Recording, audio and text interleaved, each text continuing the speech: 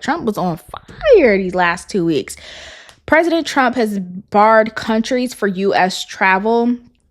And I've seen some, articles and some headlines say 12 and then some say 19. And it's because previously he had done this and there were 7. And then he came out and now it's an additional 12 added on to the 7 that he had previously done in his previous term. So the new countries, I'm just going to read them off. We have Afghanistan, Burma, Chad, Republic of Congo, Guinea, what is this? Atrisha, Haiti, Iran, Libya, Somalia. I think that was, then it was, hold on, let me see. Yemen. So then there were the other 7 that were on his other list. Cool. How did we get here? Because I was like, okay, this just came out of left field. It felt like to me, it came out of left field, but I guess he had spoke about this back when he, that first day was signing all those bills, and now it's come to actually kind of taking place, because prior they said, I've read in different articles that in 2017 he did it and it was just like, boom, done. And people were like, wait, like I'm traveling in real time. I'm in real time, I'm in these countries, whether I was on business, right? You might have a journalist over in Iran and you're like, hey, nope. You might have a journalist over in, what was one of them? Yemen, right? Like you might have someone on business visiting family and just you drop the hammer and say, nope, people are barred. And now people are like, wait, so can I come home? Like, I was just trying to go see my niece that was born, and now you're saying I'm barred from. So he took a little bit more time this time to kind of like roll this out, which makes sense as opposed to how he did it back in, I want to say 2017. So how he got to these new places, because I was like, whoa, is he pulling these out of a hat? It was a report, well, I guess a few reports, but a report that was conducted on people who have hostile attitudes toward the United States, people who have these, when I say people, it's just like a general summation of people in these countries, right? They have hostile attitudes towards the United States. That's something that he took into consideration when picking these next 12.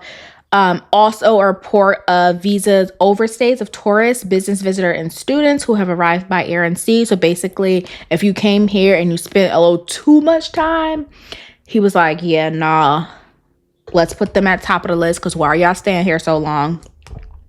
And then there was just a breakdown of like why some of the countries are on the list. So number 1, Haiti. I was not shocked to see Haiti on the list, because I just know Haiti is going through a lot right now, right? So it says Haiti was included for high overstay rates and large numbers who came to the U.S. illegally, of course, especially like down around Florida and stuff like that. So that to me made sense. Not saying it's right or wrong. I just know that it made sense, right? So if you're in Haiti, you get on a work visa or a student visa or whatever type of visa, and then you're staying past that time, that's the reason why, right? Because they don't want to go back to their country. And then it says other Mideast nations on the list, all facing ongoing civil strife and territory, which made sense. So like Sudan has an active war. That's why they were previously on the list.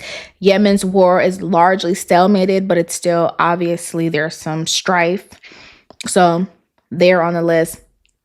And then the Libyan forces remain armed. So they were on the list. They were included in that previous 7. However, this is where it gets just really annoying for me. There are international aid groups and refugee settlement organizations that condemn the ban because they say that it's vilifying communities seeking safety and opportunity in the United States. Here's my thing. Why is it only, and I know this is going to sound so bad and so not politically correct, but sometimes people just have to ask the questions. Why is it only the United States that has to be a refugee aid type of country? No other country that I see, please, if you know of a country, let me know.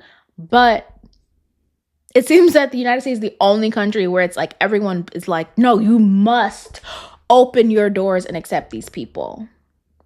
I don't know of any other country that's given that like um responsibility. That's what I'm looking for. No other country has really given that responsibility of like, no, no, no, you must take these people and you must be a home for these people. We cannot vilify these people who in their own country, they are dealing with all types of wars and, combat and just civil unrest.